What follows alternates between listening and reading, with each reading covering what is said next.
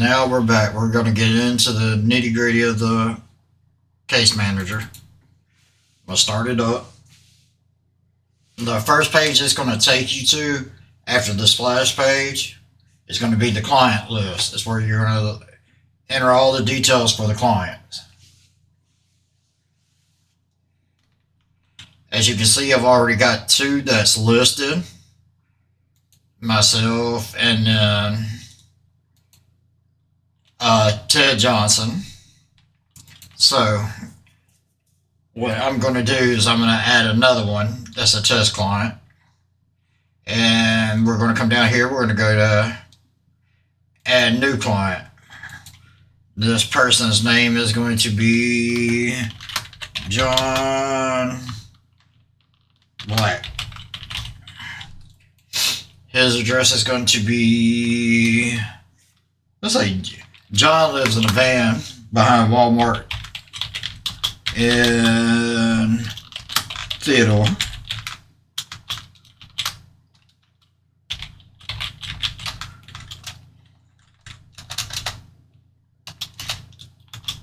Or not Theodore, Tillman's Corner.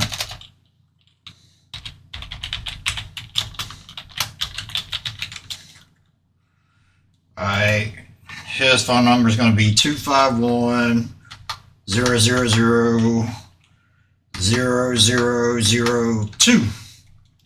And his email is going to be jb@john.com. Location type, we're going to go to, he lives in a abandoned building behind the Walmart. We're going to call it a shack. He don't have an alternate phone. He's trusted. Obviously, he owns the place. He's the only occupant, right? We're going to add a photo. We're going to say that this is John Black, and this is his location. Then we hit Save Client. Alright, so now we can go back to John Black. For some reason you can't add the photo at the same time. When you're entering the information, you have to do it.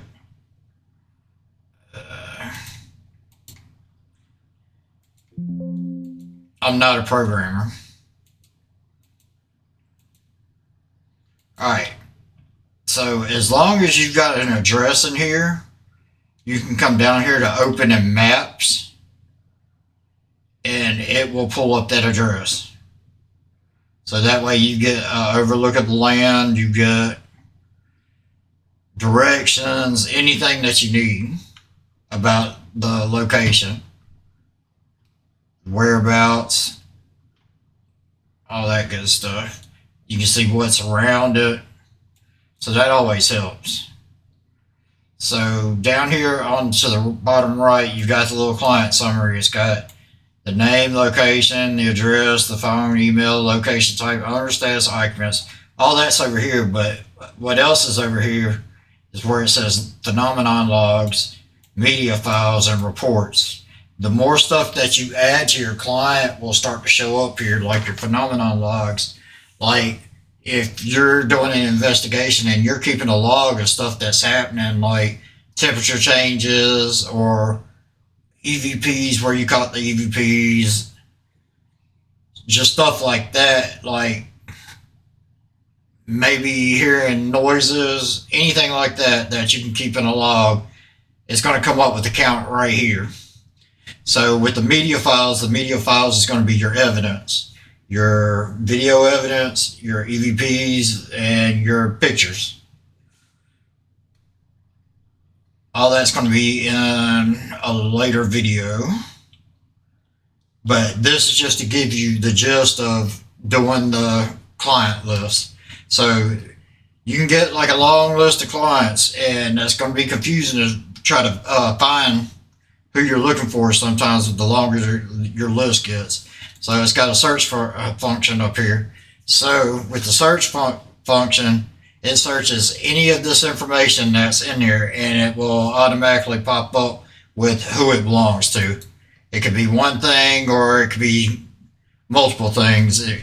You could do like, okay, you can go by name, like I'm looking for Ted. Here's Ted. Or I'm looking for Josh. There's Josh. Or I'm looking for John. So Ted comes up because his last name is Johnson. So we'll go a little bit further and get John Black. So, like I said, it'll look through all this information and search through all of it and give you the results back in this list up here.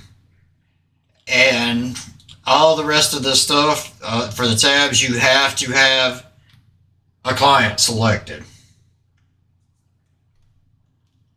So in the next video, we'll get into the phenomenon logs.